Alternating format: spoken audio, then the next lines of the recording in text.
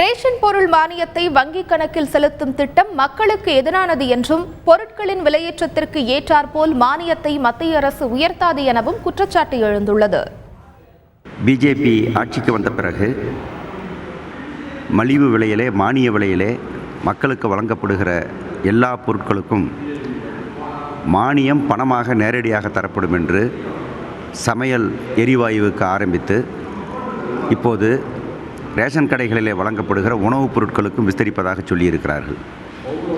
பொருளை பொருளாகவே தருவது தான், பண்டத்தை பண்டமாகவே தருவது தான் அந்த மக்களுக்கு பயன்படும். ஆனால் இப்போது அதனுடைய மானியத்தை பணமாக தருவோம் என்று சொல்லுவதன் மூலமாக அவர்களை வெளிச்சந்தைக்கு துரத்துவதும், வெளிச்சந்தையிலே மிக அதிக விலையிலே பொருள் வாங்க கட்டாயப்படுத்துவதும், அப்படி பொருளை வாங்க முடியாதவர்கள் பட்டினி கிடப்பதும் என்கிற ஒரு நிலைமை தான் இந்த நாட்டில் ஏற்படும்.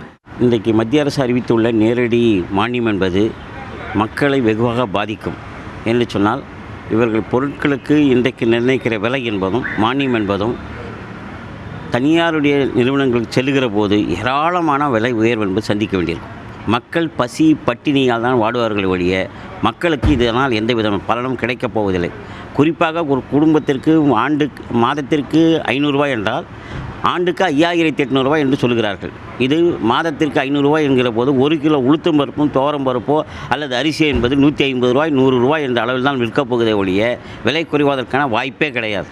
இதனால் மக்களுக்கு பெரும் பாதிப்பு தான் ஏற்படுமே ஒழிய இதனால் எந்த விதமான பலனும் கிடைக்கப் போவதில்லை என்பதுதான் என்னுடைய கருத்து.